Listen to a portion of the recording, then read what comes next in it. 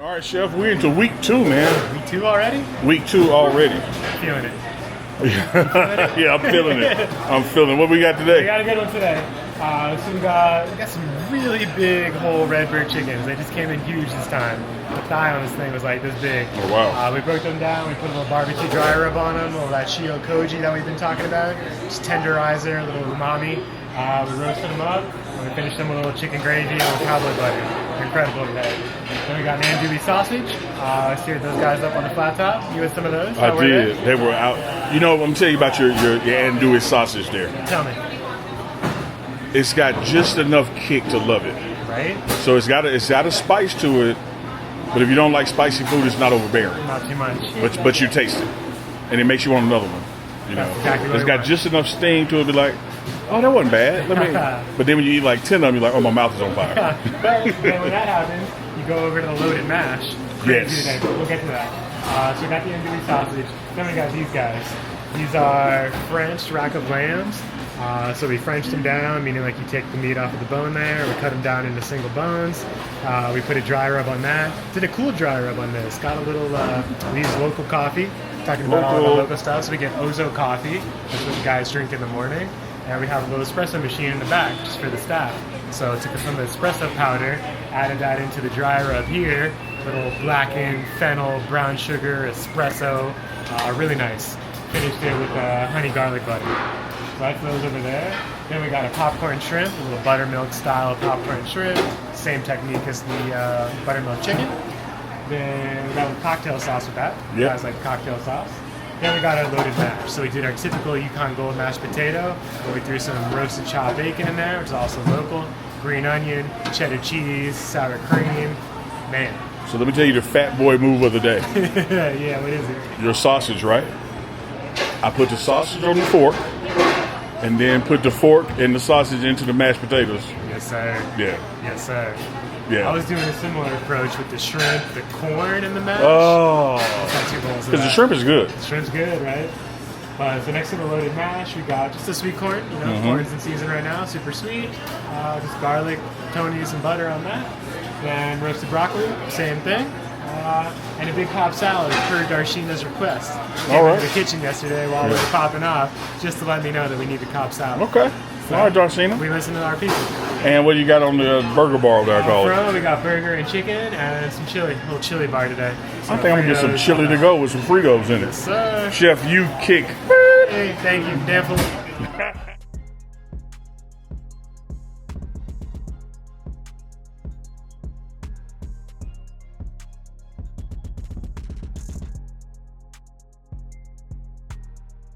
J Mac from Syracuse, New York, man, came all the way out to see my Colorado Buffs. What channel do you watch? They brought you out here. The pregame show. Never watched the college game till last season when Coach Prime came to Colorado. And I am in Colorado at Folsom Field. I am the Colorado Buffaloes auntie from Texas. Sweet treat. Hey, I've been following the pregame show. It's all about let's go Buffs. Way from Texas. Yes, sir. Watch you every single day. Nobody lays it down like Uncle Neely and the pregame show. Neely, pregame show behind the scenes of everything. And why does he get that kind of access? Why does he get that kind of access? Because trust is involved. You would never get the kind of access you desire unless there's trust and relationship. Trying to put you up on game. Morning, the brain trust. How are you? Bam, you get that. You get that. Hello, Coach. Good, good. June. I'm fine.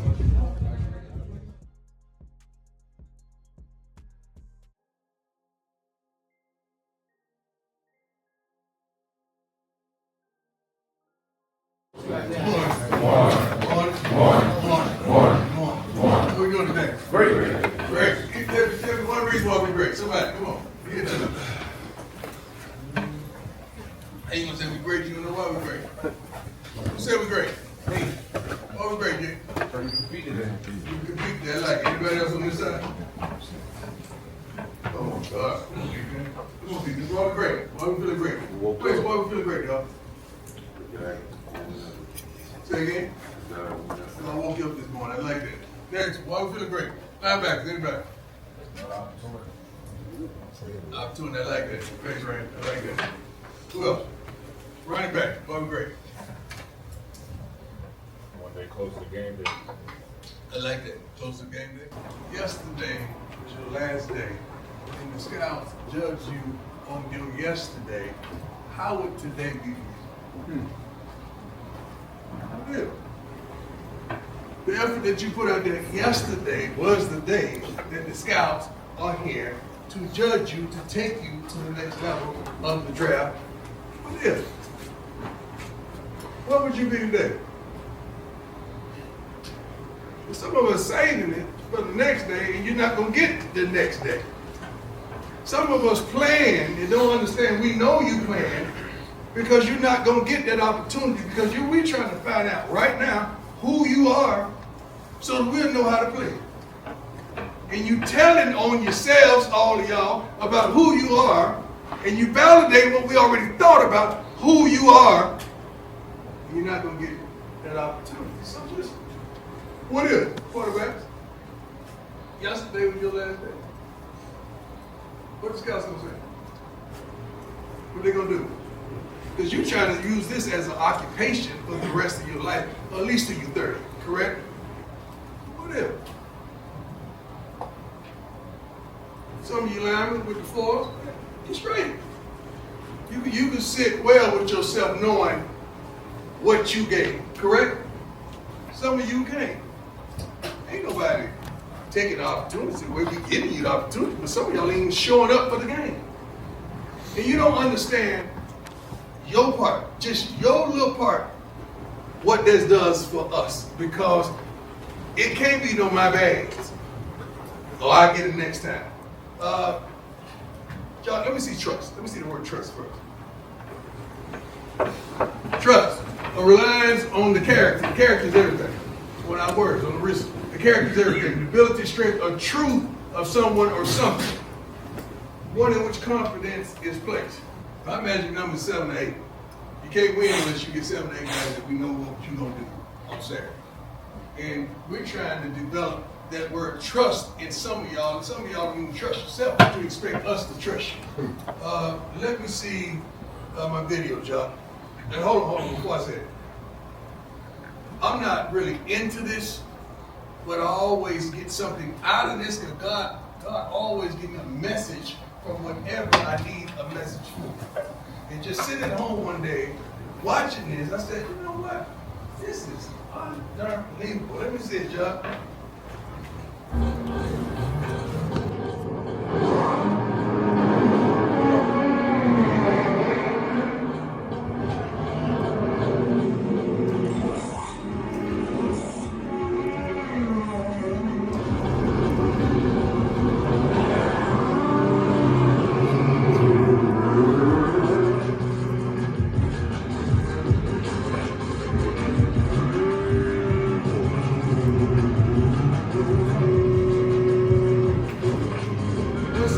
Just pause it. Receivers.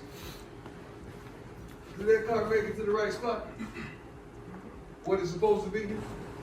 Because it don't just pull over. It's a spot that they have to get to. Like the depth of a route. Am I correct? Go, John.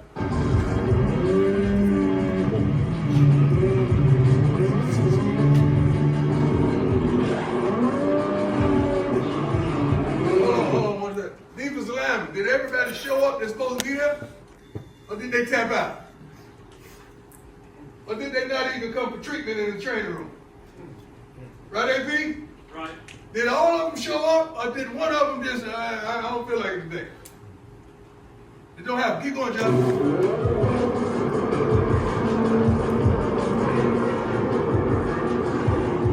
John, 1 second. Quarterbacks, is there consistency, linebackers? Is there consistency in what happens when the driver pulls over into the pit? Is there a consistency of everybody? Yes, sir. You think anybody got an opportunity to say, my bad, dog, I'm sorry, I forgot to put that boat on there. Did that happen? Did somebody else go to the wrong gap or the wrong position, the wrong place, coach? Keep going, John.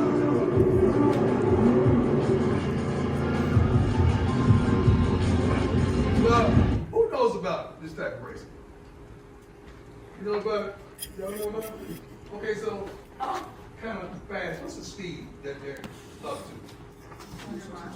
200 miles an hour? 12. So if a car goes 200 miles an hour, and they're getting out of there 1.3, 1.4 seconds in and out. So if somebody costs them a second and they're going 200 miles an hour, that's equated to about 100 and some yards, right? So that means if somebody messes up right here, that means they're 100 and some yards behind. That is darn near impossible to catch up. Just for one mistake. Just for somebody being out the gap. Just for somebody not making the right read. Just for somebody missing the darn throw. Just for somebody not making the block. Just for somebody not hitting the right hole. Just for somebody not being where they're supposed to be. Just for somebody not even showing up. But they like that. Who was I talking to this morning about this race? At the table. Who was it? Did somebody else knew? They said that, is that you, J. Phil? They say that they go to school for this. They train for this, right? They don't just show up and they pick these guys for the cockpit, right? That's what they call it? The pit crew? The pit crew? How do they select these guys? Somebody help me. Come on, Joy, get up, Joy. Most of the guys that are on that team are former drivers. Mm-hmm. And they're drivers that can't be the actual driver because they didn't test out right. Right. So they find a place for them on the team to do different things, and they take it just as serious as they can drive the car. Right. That's kind of like special team. Like these guys are still special. They didn't test out well to be on the offensive defense, so that special team, that's why they call it special, because the guys supposed to be special on that team. But these drivers, are they having a pity party that they ain't driving? Are they upset because they didn't get the opportunity? Are they locked in and focused? I'm so tired of my bads and I get it next time, or no. They cannot mess up. Keep going, John. I love this type of stuff, fellas, ladies. It's such a consistency, it's unbelievable.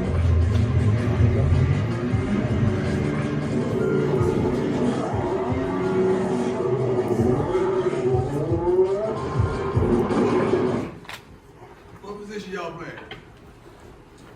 Because we like that. That's what I expect this season. That's what we're looking for. Guys that we can trust. You're going to show up, you're going to show out, you're going to be where you're supposed to be, you're going to do what you actually do. Because one guy made a mistake. They lost. They lost. That's over 100-some yards, at least 200 yards. They can't make that up in a race. You think anybody over there having a pity party selfish?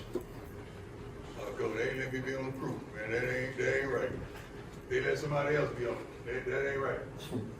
You think they're doing that? Because if they're not locked in and they're not focused, what's going to happen when they pull over? It's going to be some bullshit. It's amazing who they pick to be on those crews. Coaches, I want our picks of our 11 to be just like those picks. But how many on the crew? I don't know. How many? Anybody? How many? 12 on the crew? Yes, sir. I want to know how many and what they go through to pick there. Because I want the same thought process to pick ours. Because it all goes back to trust. Am I right or wrong? Right. Some of y'all want us to trust you, and it's the last statement, and you don't even trust yourself.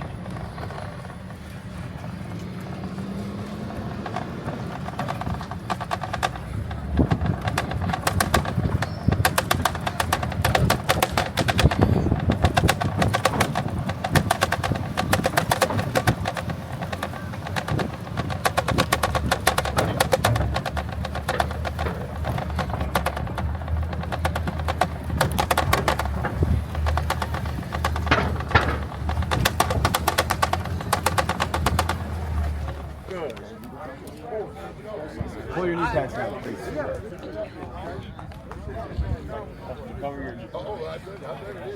Yeah, we don't do that here. I don't know if they do it in D2 ball. We don't do that here.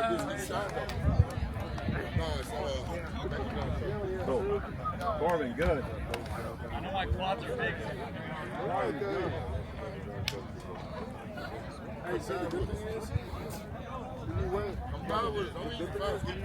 We respect the game of football here, you know? Gotta have respect. Starts with the uniform. That's right. That means uniformity as well. We all got to be alike. That's also true. We are one. One machine, one herd, the Buffaloes. One brick. One brick. You know how many bricks it takes to finish building a mansion?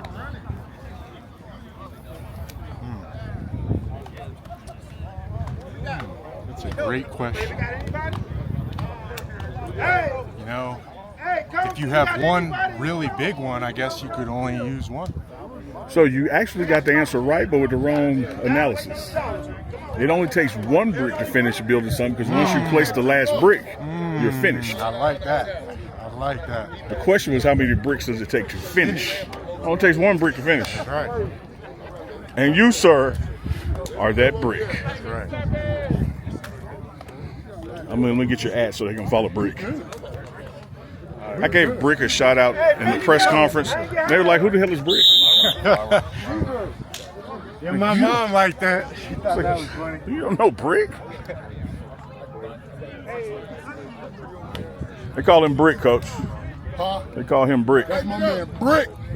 That's Brick. Matter of fact, this ain't even just Brick no more. I'm definitely getting a 4 in practice. Yeah. Brick is mastering the 4. He mastering the 4, baby. Mr. Consistency. What's up, good folks? Today is a great day. Good job, relax. I'm gonna leave you with a great quote. Faith is taking the first step when you can't see the staircase. Woo! Oh boy. That's badass, sir. Oh boy. That's badass, sir. Oh now. Down the middle. Nobody gonna say nothing. So you, J. Phil. So you this morning. J. Phil. You let them know take care of each other in past. We ain't gonna kill each other. All right. Hey, guys, listen up. We got a great opportunity today. We got the pads on. We get a chance to compete against one another. But let's just make sure as we compete, we take care of one another. We all brothers here, okay? Talking to the defense, one of the defense guys the other day, Coach Prime and I have a saying. We call it treat that. Treat that simply means this. Don't do something out here to your brother that you ain't gonna do to the opponent on game day. Whatever we see out here, we better damn sure see that shit on game day. Everybody understand me? Yes, sir. When we say treat that, that's what we mean. Don't do nothing to my brother or my teammate that I am not willing to do to my opponent. So make sure we understand that and we practice that way. Let's take care of each other. Let's have a great day, guys. Let's go to work. Hell yeah, baby. Hey, let's go. Hey, grind on me, grind on 3. 1, 2, 3, grind.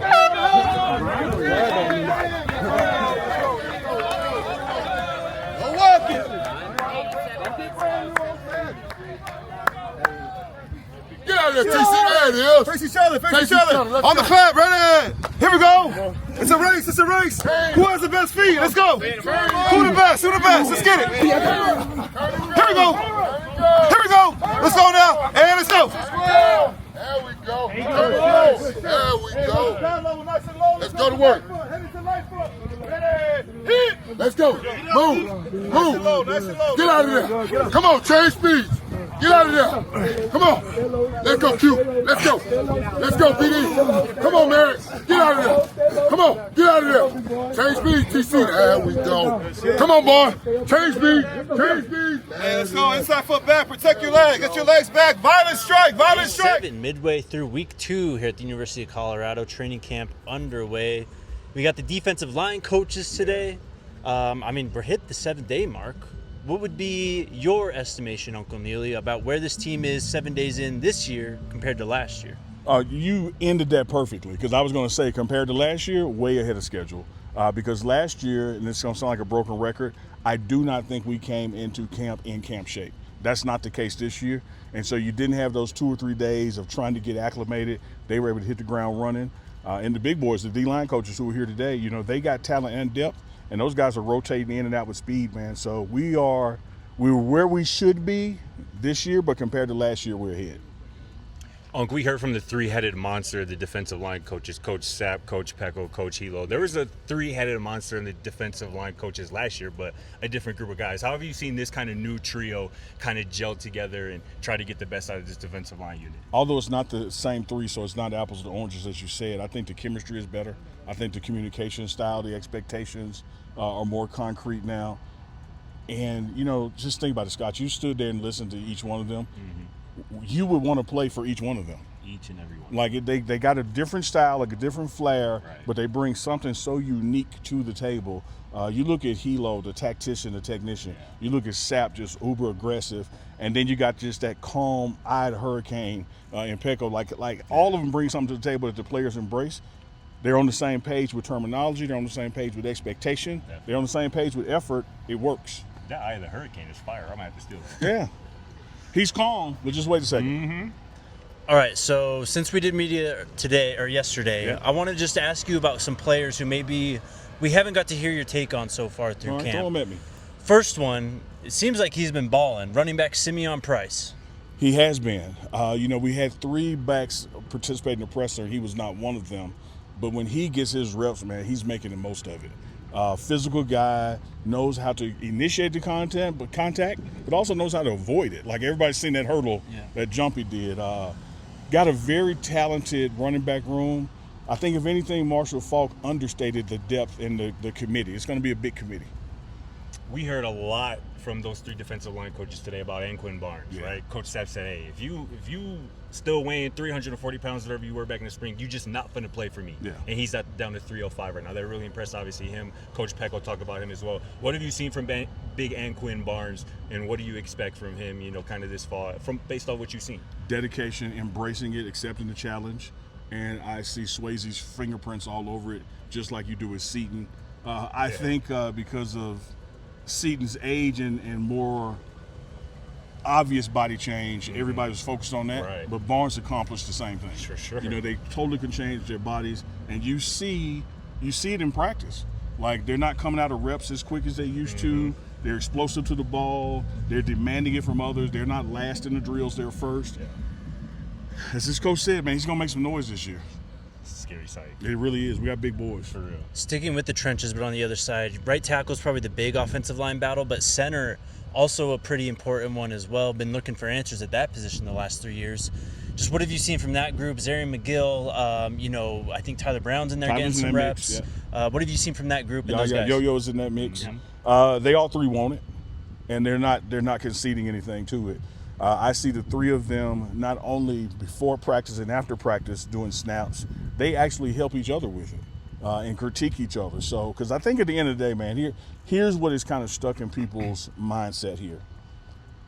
You got to do your thing, but if the team doesn't win, no one's looking at the team. You got to be on a winning team to go pro.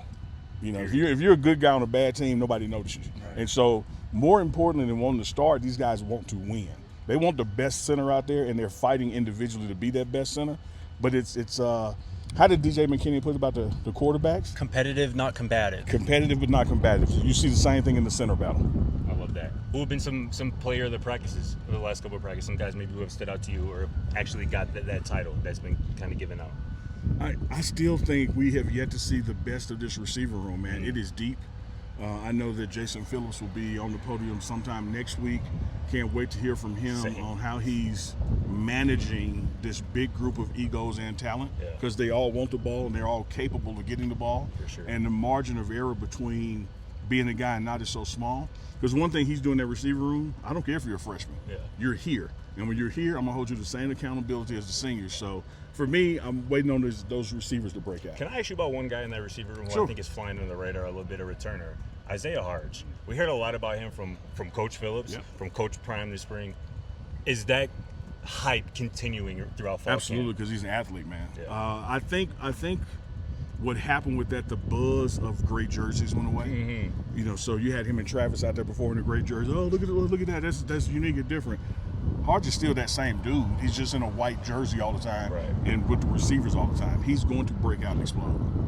You know, I actually watched a highlight video last night, like all the big plays from Colorado last season. Yeah. And I forgot Isaiah Harsh took a Wildcat snap at a home game here, too. Yes. Like, they really had him do almost everything. Yeah, and they forget about that spring game. Right. Yeah. Like when he was, like everything. I think he played center and snapped to himself. Yep. Well, there you go. Day 7 in the books. We'll be back later in the week. We got Media Day. Media Day Friday, big day. And Coach Prime is speaking as well. It's going to be fun. Speaking, yep. All right. See you guys next time.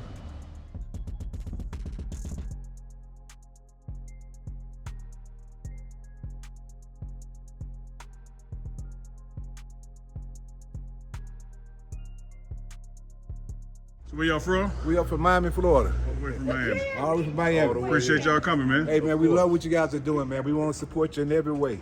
Appreciate your family. And we're recruiting at home. Everything we see at home, we bring it this way. My man. You gotta believe. Dude, we've been believing since day one, That's why I dog. gave them to Remember you. back in Jackson State? We've been believing with you in the pregame show.